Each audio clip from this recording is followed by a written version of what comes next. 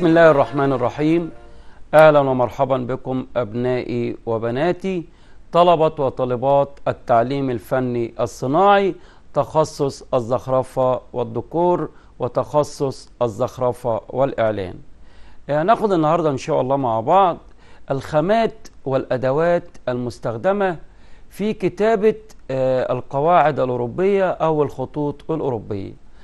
طبعا من أهم الخامات المستخدمة في كتابة الحروف الأوروبية، أول حاجة الورق، تاني حاجة الأحبار، تالت حاجة الفرش.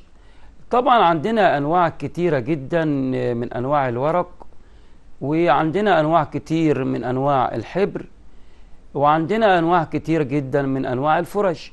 فلازم أكون ملم بنوعية الورق، وأعرف الورق الفاخر من الورق الرديء، ولازم أكون أعرف أتعامل إزاي مع كل نوعية من الورق، لأن طبعا في ورق مقوى وفي ورق عادي، فلازم أنني أكون على دراية تامة بنوعية الورق وكيفية استعماله. كذلك أيضا الفرش لازم أكون عارف مقاساتها، ولازم أكون عارف استخداماتها، لأن عندي أنواع كتير من أنواع الورق ومن أنواع الفرش. في مستركات، في فرش ملفوفة مثلا، في أقلام ملو، في أقلام الصمور أو فرشة الصمور، وأيضا عندي أنواع كتير من الأحبار، زي مثلا الحبر الشيني والحبر الصيني والحبر البليكان والحبر الإنجليزي. فعندي حاجات كتير، فلازم أعرف كل حاجة على حدة وبالتفصيل. لازم قبل ما ندخل في التدريب وكتابة القواعد الأوروبية، لازم إن احنا الأول نكون مجهزين وعارفين الأدوات والخامات الأدوات اللي هنشتغل بها، والخامات اللي هنشتغل معاها، لأن طبعا لازم أكون على دراية تامة بكل خامة، وأعرف الخامة دي بتستخدم في إيه، والخامة دي بتستخدم في إيه، والورق دي بيستخدم مع الحبر نهو، والورق الآخر بيستخدم مع الألوان المائية نهي. وطبعا زي ما أنتم عارفين عندنا ألوان مختلفة، وعندي ألوان مائية، وعندي أحبار أكريليك أو ألوان أكريليكية. طيب نشوف كده ونوضح مع بعض. على بيقول لي أول حاجة إيه؟ ما هي، وليكن عايز أسأل سؤال، أخليها مثلا سين. ما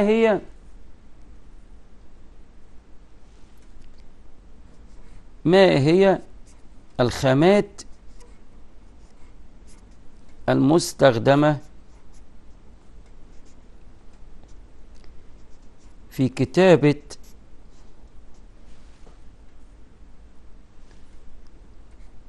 القواعد الأوروبية؟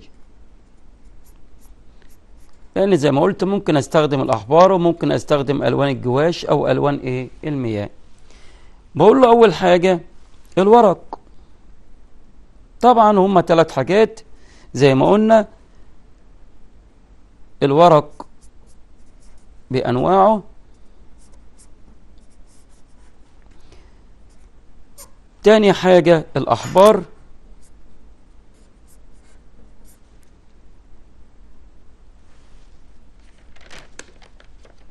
تالت حاجة الألوان المائية.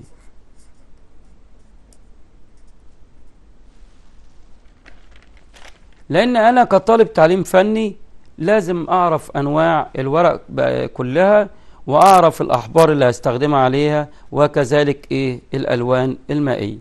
طيب نشوف أول حاجة كده الورق. أولا الورق، يعني ممكن يجي يقول لي ما هي أنواعه؟ بقول له أول حاجة ورق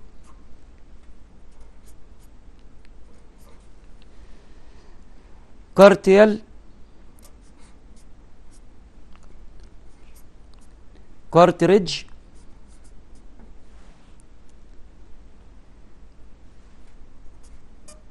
اتنين ورق بروستول، وكلنا عارفينه بروستول اللي هو بيستخدم في عمل اللوحات المدرسية. تالت حاجة ورق التلوين المائي.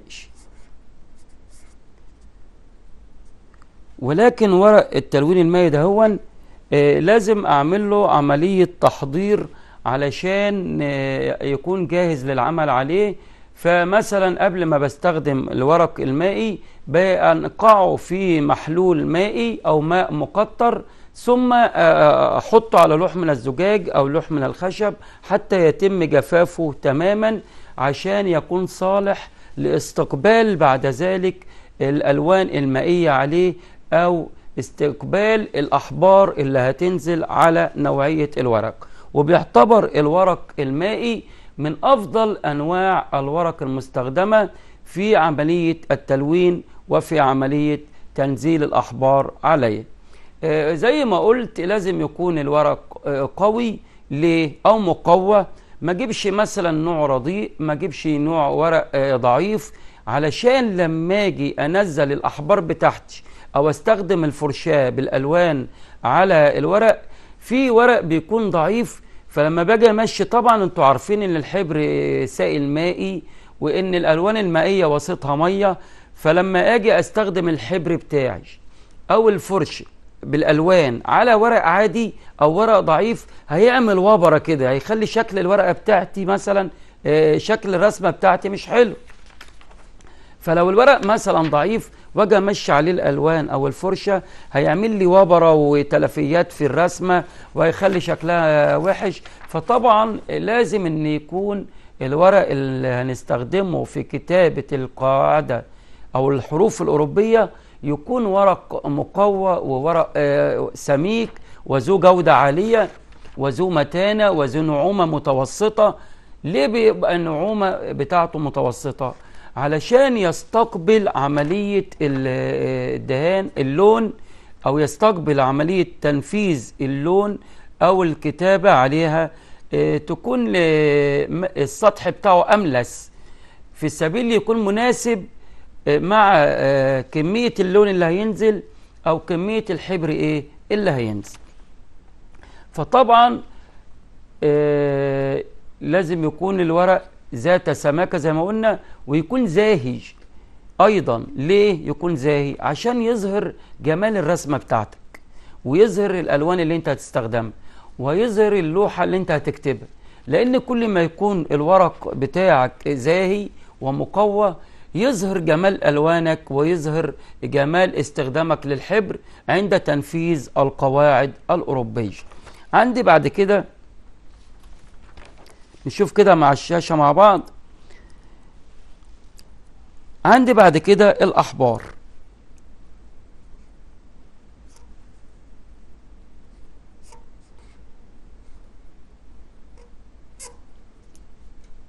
طبعا كنا زمان عارف عندنا حاجة اسمها الحبر الشيني، وكان دايما مشهور ويعتبر من أفضل أنواع الأحبار. طيب بالنسبة للأحبار، أول نوع فيها الحبر الشيني. وطالما قلت حبر شيني يبقى هو حبر صيني. طالما قلت حبر شيني، كلمة حبر شيني دهيا، يبقى على طول اعرف من اسمه ان هو حبر صيني. بيقول لي لا يتأثر بالماء، لا يتأثر بالماء. يبقى اول حاجة في الاحبار الحبر الشيني المصنوع في الصين لا يتأثر بالماء. تاني نوع من انواع الحبر قضبان الحبر الصيني، وهو حبر صيني أيضا، لأن معظم الأحبار اكتشفت في الصين قديما. قضبان الحبر الصيني ده هو طبعا هو حبر اسود على شكل قضبان او اصابع العسلية، مثلا قضبان او اصابع العسلية.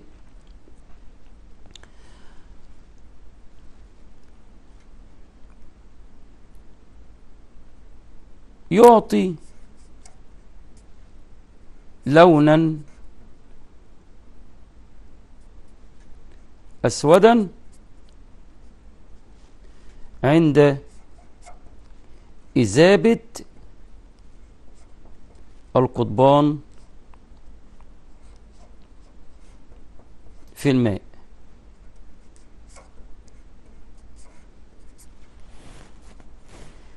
ثالث نوع الحبر الهندي،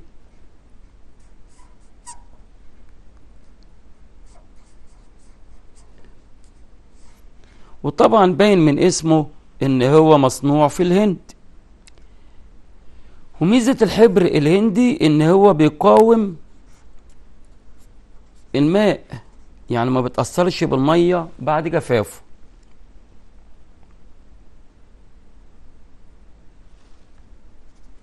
طبعا ومشهور الحبر الهندي دون باسم حبر بليكان الهندي. يبقى الحبر الهندي بيقاوم الماء جيدا ومشهور باسم ايه؟ بليكان الهندي. طبعا بيعطي لون اسود قوي ويجري على الورق بسهولة ولا يسد المسام، ويعتبر من أجود أنواع الحبر لأنه لا يتأثر بالماء ويعطي جاذبية زاهية. ويصنع حاليا في ألمانيا، كان زمان بيصنع في الهند لكن الآن يصنع في ألمانيا لأنه أصبح استخداماته في بلاد كتير وفي أماكن عدة.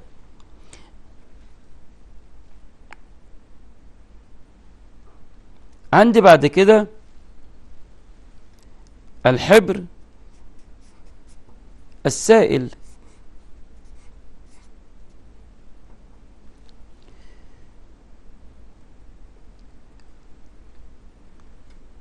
وهو من أفضل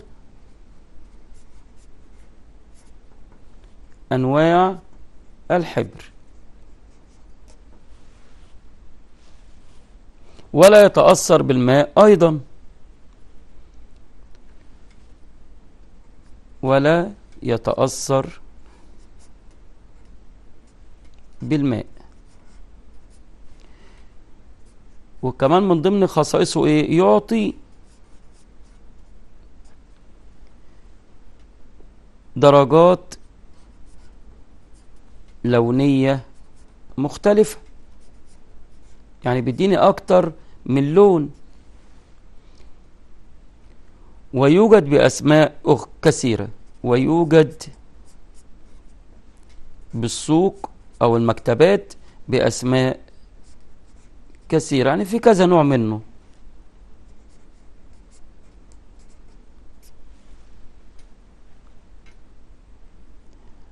عندي بعد كده حبر الرسم،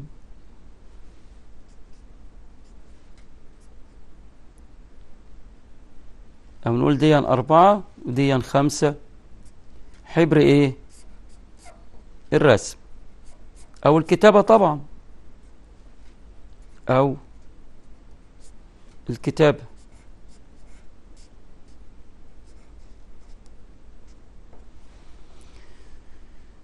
يوجد منه انواع كثيرة ايضا، ويوجد منه احبار شفافة لا تتأثر بالماء، أحبار شفافة لا تتأثر بالماء. طبعا عشان اعرف ان الحبر نقي وكويس، ان هو ما يتأثرش بايه؟ بالمية. ولكن بيقول لي بقى النوع الحبر ده هو زي ما بيوجد منه نوع لا يتأثر بالماء، إلا أنه يوجد منه أنواع بتتأثر بالمية. يوجد منه أنواع تتأثر بالماء.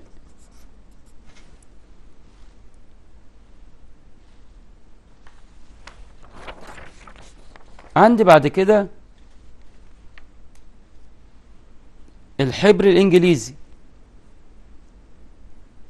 الحبر الإنجليزي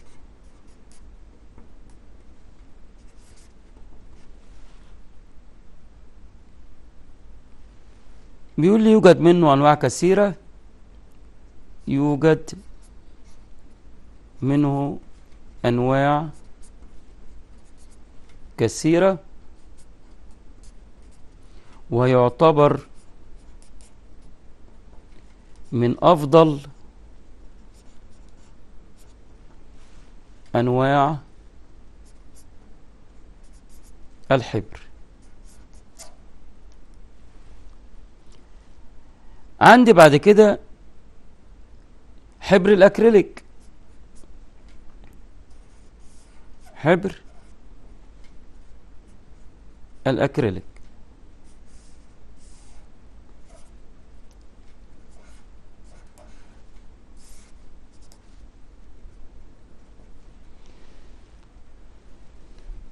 بيقول لي حبر الأكريليك ده هو يوجد منه 6 أنواع. 6 أنواع من الحبر،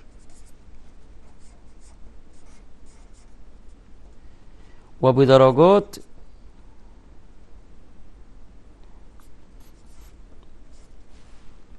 لونية مختلفة.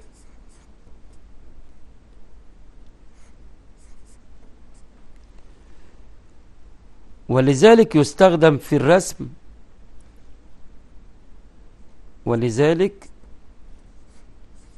يستخدم في الرسم أو الكتابة طبعا،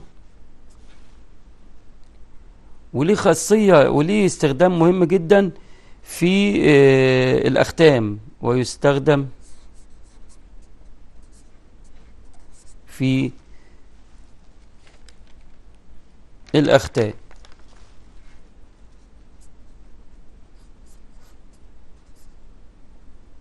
الختامات اللي هو مثلا ختم خالص أو ختم اسم محل مثلا، بيكون ايه الحبر دون بيستخدم فيه، لأنه منه أنواع كتيرة، 6 ألوان، ولذلك بيستخدم في الأختام، ويستخدم في الكتابة وفي الرسم. عندي بعد كده بيقول لي الألوان المائية. عايز الأول أوضح حاجة بالنسبة للألوان المائية. عندي طبعا أنواع كتير من الألوان المائية، زي ألوان الجواش وزي ألوان الأكريليك. طبعا احنا بندرس مع بعض الصف الأول، وطالب سنة أولى بالتحديد بيبقى طبعا مستجد على عملية ألوان المية أو ألوان الجواش، لأن في أنواع كتير في السوق، منها ما هو كويس ومنها ما هو رديء أو مغشوش. فأنت دايما لما تيجي تشتري من المكتبة قول له أنا عايز ألوان جواش، ألوان مية جواش. اللي هي جواش يعني إيه؟ يعني ألوان سترة، ألوان اللون بتاعها تقيل، تجد إن اللون نقي ودرجة الكسيان بتاعته أو الشفافية بتاعته مش معدومة، بيكون اللون ساتر. ولذلك تقول له أنا عايز ألوان إيه؟ طالب سنة أولى بالتحديد لما تشتري من المكتبة قول ألوان مية، قول له أنا عايز ألوان جواش.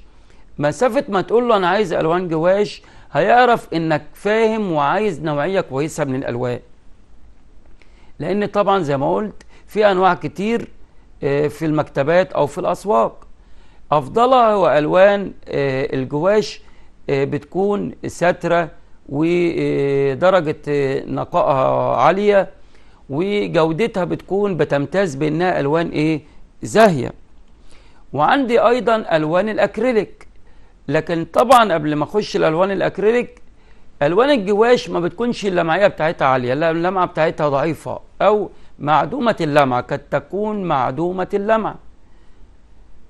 لكن ألوان الأكريليك المائية طبعا بيكون درجة اللمعان بتاعتها عالية جدا، وتفوق ألوان الجواش في التغطية. وبتمتاز ألوان الأكريليك إن ممكن أطلع منها درجات لونية كتيرة جدا، أطلع منها لون، يعني في اللون الواحد ممكن أطلع كذا لون في التصنيع نفسه. في ألوان الأكريليك أطلع درجات كتيرة جدا، وزي ما قلت إنها بتمتاز بنقائها ودرجة زهيان عالية، وتمتاز بتجد إن اللون كده ليه لمعان، تيجي تنور النور أو تشوف اللوحة أو تحط اللوحة في معرض أو في المكان اللي هتتصنع فيه أو المكان اللي هتتحط فيه، تجد إن ألوان الأكريليك زاهية. وبعدين فيها ميزة كويسة جدا، بتعيش لفترات طويلة وبتتحمل سقوط الأمطار عليه. يعني لو جت المية على ألوان الأكريليك ما بتتأثرش بالمياه. طيب لو اجى مثلا قال لي في سؤال كده نشوف مع بعض على الشاشة، لو قال لي مثلا اذكر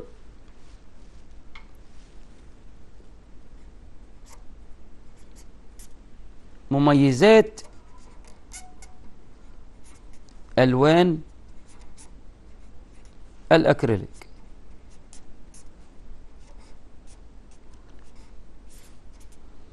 بقول له ايه؟ واحد، من أفضل الألوان المائية. طبعا ليه المائية؟ لأن وسطها مائي، فلازم ايه أوضح وأكون فاهم إن هي ألوان مائية، يبقى وسطها ايه؟ مائي. بيقول لي 2، زاهية اللمعان.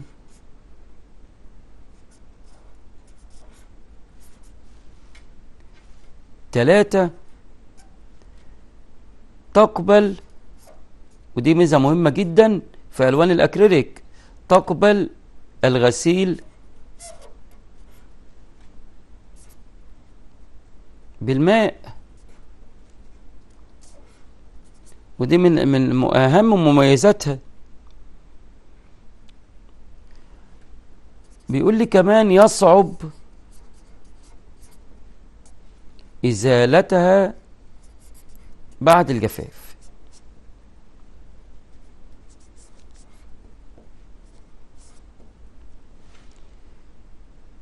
يبقى عرفنا ان الالوان الجواش والوان الاكريليك لازم، وعرفنا مميزات كل حاجة فيها، وعرفنا دي بتمتاز بايه وديا بتمتاز بايه. طيب في جزئية تانية بيقول لي ايه؟ ما هي الأدوات المستخدمة في الكتابة والرسم، وخاصة كتابة القواعد الأوروبية؟ طبعا أنا بس عايز أوضح جزئية صغيرة بحب أركز عليها، وأعرف طالب سنة أولى إن دايما في فرق بين الخامة والمعدة، أو بين الخامات والأدوات. الخامات اللي أنت هتشتغل بها، زي مثلا الألوان والحبر. طيب الأدوات بقى، الأداة اللي أنت هتنفذ بها التمرين، أو الأداة اللي أنت هتنفذ بها اللوحة، هتكتبها بإيه؟ هما الاتنين أي نعم وجهين لعملة واحدة، لكن عايزك طبعا وأنت لسه طالب سنة أولى تبقى دايما من أول السنة وأنت جدير، عايزك تنتهي وأنت برضو الجدير، وعارف مهاراتك كويس، وعارف فنياتك وإمكانياتك كويس، وتفتخر. بمعنى دايما في طلبة سنة أولى بتتلخبط بين خامات وأدوات. هي كلمة خامات مفسرة نفسها، وأدوات أيضا مفسرة نفسها. خامة يبقى الخامة اللي أنا هشتغل بها، هشتغل بحبر، هشتغل بألوان أكريليك، دي اسمها إيه؟ خام. طيب الأدوات بقى، الأداة اللي أنا هنفذ بها، يعني الحبر دون هكتبه بإيدي مثلا؟ لا طبعا، يا إما بفرشة الصمور أو بقلم المستريك، أو كذلك الألوان الأكريليك أو أي ألوان عموما أو ألوان المية. هستخدمها بإيه أو هنفذها بإيه؟ بالأداة أو بالأدوات اللي هي الفرشة. طبعا الفرش بأنواعها أنواع كثيرة، وخاصة في سنة أولى في أنواع معينة وأنواع معروفة. وطبعا الفرش المية بتتباع بالأرقام، عندي من رقم 1 لغاية 6 بيكون بادئ من 1 يعني أصغر فرش، 2 أكبر تدريجي، 3 أكبر شوية، لغاية من 6 لغاية 12. رقم 12 6 تعتبر منتصف مساحة الفرش، لغاية 12 الفرشة نمرة 12 أكبر حاجة في قلم المستريك، لأن دي أدوات مش معدات، فالأداة دايما بتكون حاجة خفيفة أو حاجة بسيطة. طيب نشوف كده مثلا لو قال لي في صيغة سؤال على الشاشة مع بعض، قال لي مثلا ما هي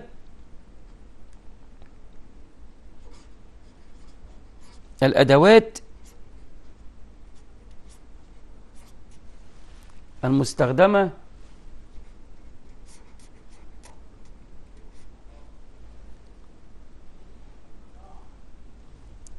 في كتابة الخطوط الأوروبية؟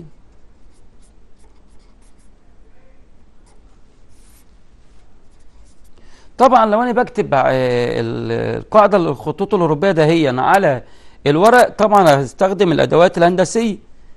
الأدوات الهندسية طبعا خدناها في أول وحدة سنة أولى، كلنا فاكرينها. تاني حاجة، وبالتالي ان احنا خدنا الادوات الهندسيه دهيا في اول وحده في المنهج، ولذلك ما فيش داعي ان احنا نخوض فيها مره اخرى. تاني حاجه، اقلام الملو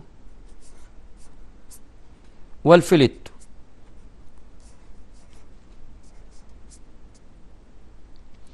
وبتكون مصنعه من شعر طويل من شعر الصمور، ولذلك تعرف بفرشة الصمور، بيتقال عليها فرشة الصمور. طيب عايز اوضح حاجة بالنسبة لأقلام الملو والفليتو، ان اقلام الملو بنملى بها. طب اقلام الفليتو من اسمها ان احنا بنعمل بها التحديدات، يعني الخارجية للرسم او للحروف، بنيجي نعمل التحديد الخارجي للحرف بنعمله بقلم الفليتو. طيب لما بنيجي بعد ما حددنا الحرف وعايزين نملاه، بنملاه بقلم الملو. ولان في طلبه برضك بتتلخبط ما بين، حتى في سنه تانية دلوقتي او في سنه تالتة، في بعض الطلاب ما زالوا بتلخبطهم في مش عارف ايه الفرق بين القلم الملو وقلم الفليتو. هو عارف استخدامه، ودي بيستخدم ليه ودي بيستخدم ليه، ولكن بيسهى عليه دايما الفرق بين قلم الملو وقلم الفليتو. ولذلك بأكد عليك ان قلم الملو بيستخدم، قلم الفليتو بيستخدم للتحديد، بحدد بيه الشكل او الحرف من بره. طب وقلم الملو بيكون مساحته اكبر شويه، بأملى بيه التحديد اللي انا حددته. عندي بعد كده اقلام المستريك، او عايز اوضح لك بس بالرسم شكل قلم المستريك بيكون ازاي، او الفرق عنه وعن قلم الفليتو او قلم الملو. طب نشوف كده على الشاشة مع بعض.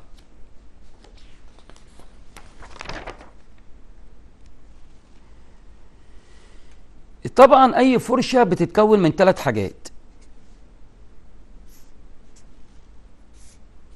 دول ثابتين، وخدهم قاعدة في دماغك كده العمر كله، ان اي فرشة بتتكون من 3 حاجات. طبعا احنا قلنا في البداية من شوية انها ادوات وليست خامات. اول حاجة عندي الشعر بيكون بالشكل دول مثلا، بيكون من تحت كثيف ومن فوق منتهي بحرف ايه رفيع كده. تاني حاجة الجلبة. الجلبة دهيا يبقى أول حاجة الشعر، قلنا بيكون مصنوع من شعر السمور. تاني حاجة اللي هي ايه الجلبة دهيا، الجلبة، وبتكون من النحاس مثلا أو من الصاج الذي لا يصدأ. تالت حاجة اليد، بتكون طويلة ومنتهية برفع كده، ديا ايه قلم الملو.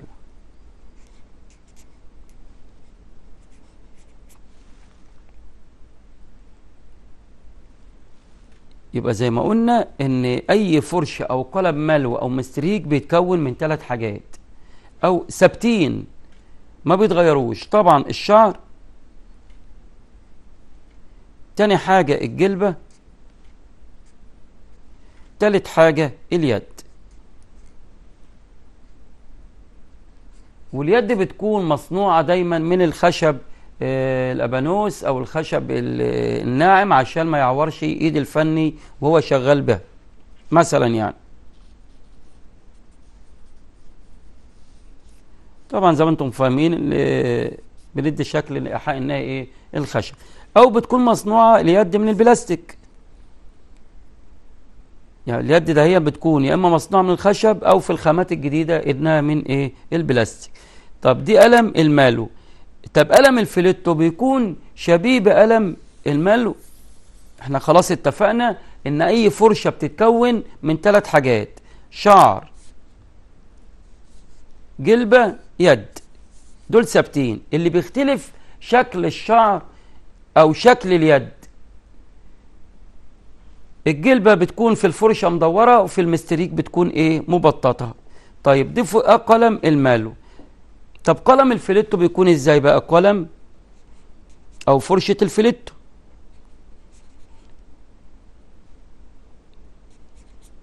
طبعا احنا بنقول على الفرشة قلم بالنسبة لنا في التعليم الفني.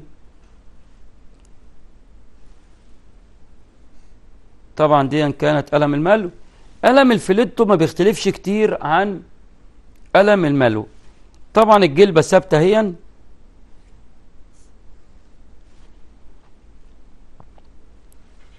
والايد برضو ثابتة.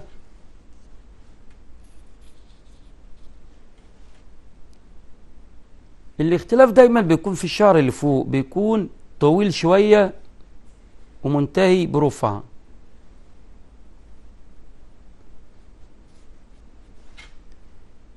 بيكون ارفع من قلم ايه المالو، لان الفليتو دي الشعر هو طبعا قلت بقى عشان ما اتكلمش فيها كتير بعد كده ان اي فرشة او قلم مالو او مستريك بيتكون من 3 حاجات: الشعر والجلبة واليد. طبعا الشعر اللي انا هنفذ بيه الكتابة او الرسم، الجلبة طبعا اللي هي اللي ماسكة الشعر باليد، وبيكون الشعر متثبت بغيرة مثلا او باي مادة رطنجية بتستخدم في تثبيت الشعر بالفرشاة بالجلب. يبقى دون قلم الملو ودون قلم ايه الفليت. وطبعا بيوجد بارقام مختلفة من 1 إلى 12. كلما بدأت من رقم 1 كلما كان القلم صغير، كلما بدأت من 6 لغاية 12 كلما كان الحجم ايه القلم او الشعر اكتر وبيكون اكبر شوية. طب عندي بعد كده اقلام المستريك. اقلام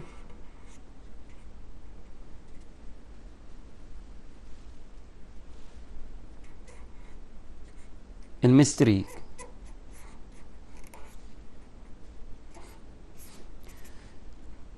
طبعا اقلام المستريك ما بتختلفش كتير عن اقلام الملو او الفليتو، غير في الشعر بتاعها بيكون مبطط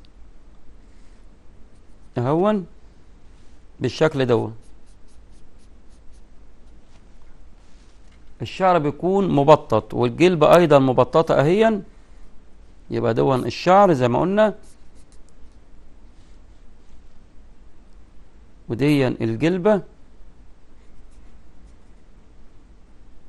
اللي بتثبت فيها الشعر، واليد بتكون طويلة شوية اهيا. دي اسمها قلم ايه؟ مستريك.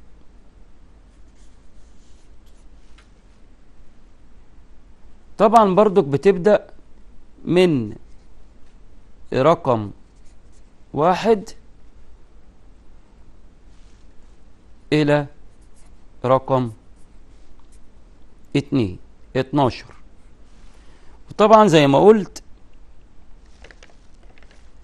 إن كل ما كان الرقم صغير كلما كانت الفرشة صغيرة أو المسلك صغير، كلما كان الرقم كبير كلما كان الشعر أكتر. هذا بالنسبة للمستريك.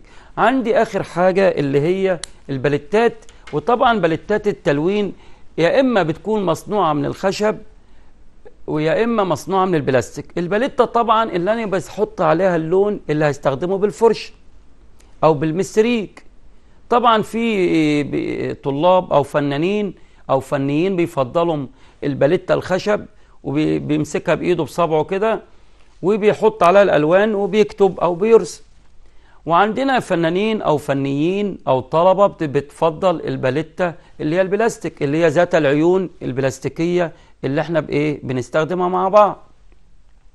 فسيان سواء كانت الباليتة الخشب أو الباليتة البلاستيك، طبعا الباليتة الخشب بتكون مسطحة، أما الباليتة البلاستيك بتكون ذات عيون زي زي البلاستيكاية بتاعة التلج اللي بنحطها في التلاجة مثلا، بتجد إن فيها عيون كده عشان أحط فيها المية تعمل تلج. لا، بالنسبة لنا بقى الباليتة بتكون المصنوعة من البلاستيك ذات عيون، بتكون على شكل دايرة أو مستطيل عشان أحط فيها إيه؟ اللون.